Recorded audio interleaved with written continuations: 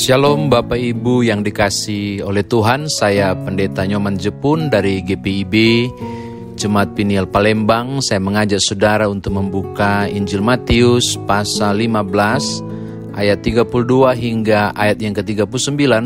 Injil Matius pasal 15 ayat 32 hingga ayatnya yang ke-39.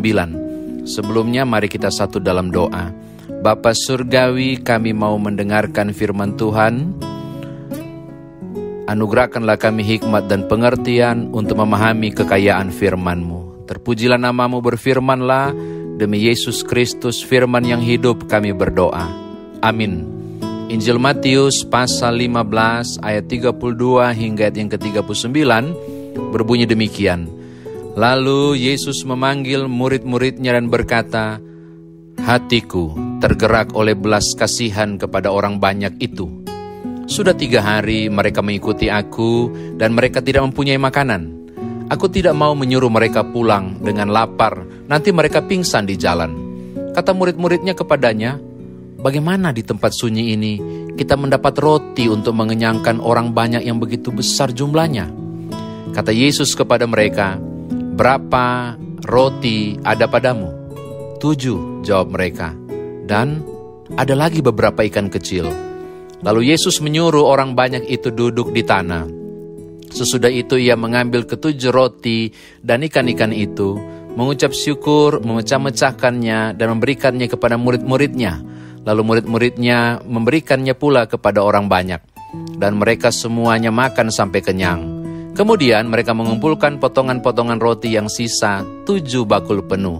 Yang ikut makan ialah 4.000 laki-laki, tidak termasuk perempuan dan anak-anak. Lalu Yesus menyuruh orang banyak itu pulang. Ia naik perahu dan bertolak ke daerah Magadan. Demikian firman Tuhan. Saudara dan saya dikatakan berbahagia jika mendengarkan firman Tuhan ini, merenungkannya dan memberitakannya.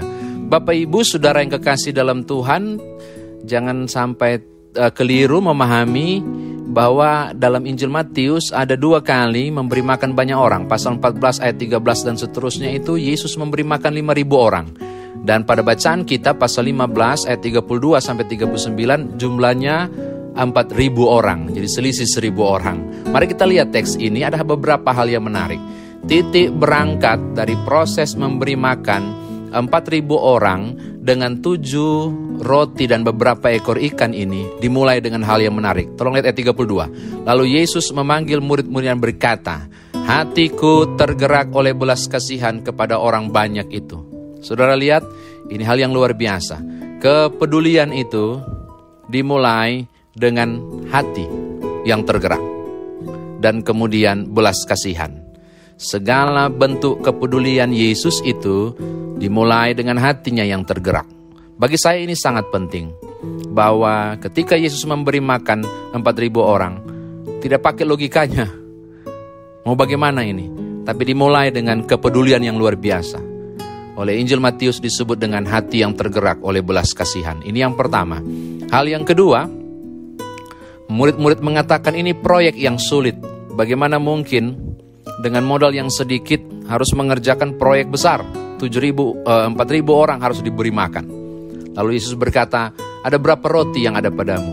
Ada 7 roti. Perhatikan baik-baik Bapak Ibu, 7 roti dan beberapa ekor ikan. Modal sedikit, bagaimana mungkin membuat perkara besar, proyek besar, memberi makan 4.000 orang. Saya menarik perhatian saya karena yang Yesus tanya, apa yang ada? Bukan apa yang tidak ada.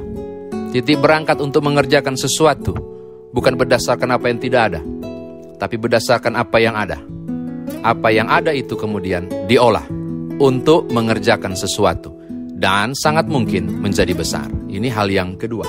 Yang ketiga Bapak Ibu, tolong lihat hal yang menarik pula. Apa yang dibuat oleh Tuhan Yesus terhadap modal yang kecil ini. Saudara kekasih dalam Tuhan, ini hal yang luar biasa. Yang Tuhan Yesus buat adalah ayat 36, ada 2 hal yang dilakukan oleh Tuhan Yesus di ayat 35 dan 36. Yang pertama, Tuhan Yesus memanage masalah. Apa masalah mereka? Orang-orang yang lapar. Masalah bukan mengatur kondisi Tuhan Yesus. Sebaliknya Tuhan Yesus mengatur masalah itu. Disimbolkan dengan lalu Yesus menyuruh orang banyak itu duduk di tanah, ayat 35. Memanage masalah, meminta mereka untuk duduk di tanah supaya bisa diatur.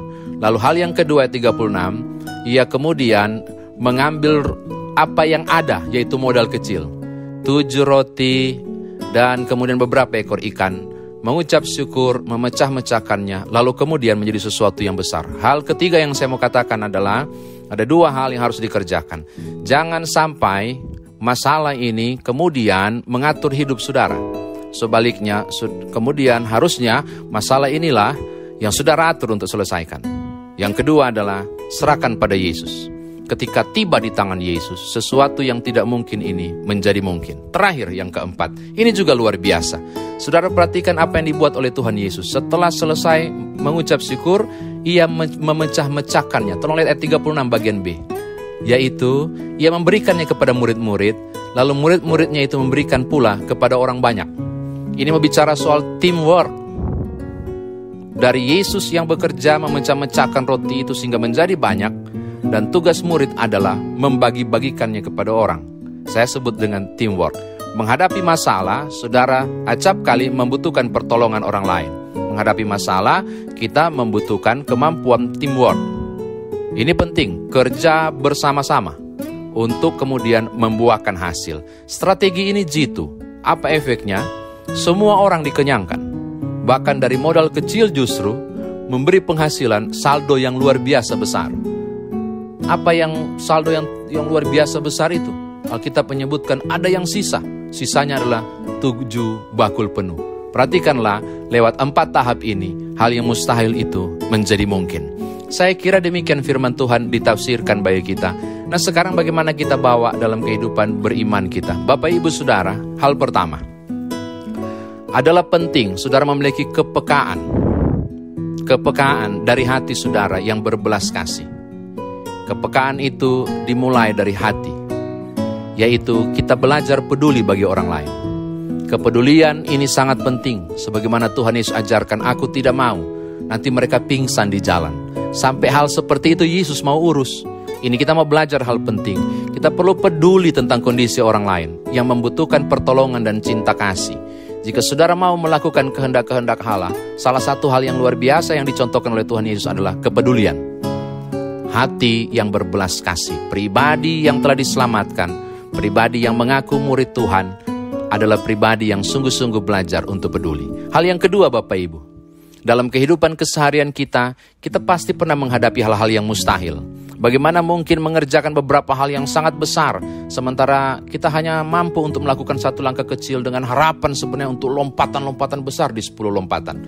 Impossible dan mustahil, apalagi modalnya cuma sedikit. Bapak Ibu, ini hal penting untuk kita belajar. Pergunakanlah apa yang ada, bukan yang tidak ada dulu. Mulailah dari apa yang ada. Yesus mengajarkan, mulailah dari 7 roti yang kecil. 7 roti modal yang kecil, tapi endingnya menghasilkan hal yang besar. Hal kedua mau dikatakan kepada Bapak Ibu Saudara, ketika saudara menjalani kehidupan ini, apapun bentuknya dengan target-target yang saudara targetkan dalam kehidupan, penting sekali untuk mengingat bagian ini. Mulailah dari sesuatu yang ada. Olahlah hal yang kecil ini menjadi besar. Bagaimana caranya? Serahkan sebagiannya kepada Tuhan. Serahkan di tangan Tuhan. Saya suka mengatakan ini. Hal-hal yang mustahil, yang sulit saudara kerjakan, hati-hati. Saudara sedang memasuki wilayah yang tidak masuk di akal. Dan tahukah saudara bahwa hal yang mujizat adalah hanya terjadi di wilayah yang tidak masuk di akal. Justru di wilayah mustahil itulah wilayah Tuhan bekerja. Maka bawalah modal kecil itu, jangan langsung digunakan.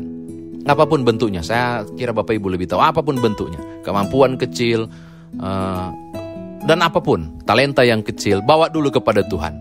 Biar Tuhan memberkatinya, supaya kemudian boleh berlimpah-limpah dan berguna. Terakhir, saudara perlu dan membutuhkan orang lain untuk menjalani kehidupan, supaya dengan pertolongan orang lain, teamwork yang ada, hal-hal yang mustahil itu pun menjadi mungkin untuk dikerjakan.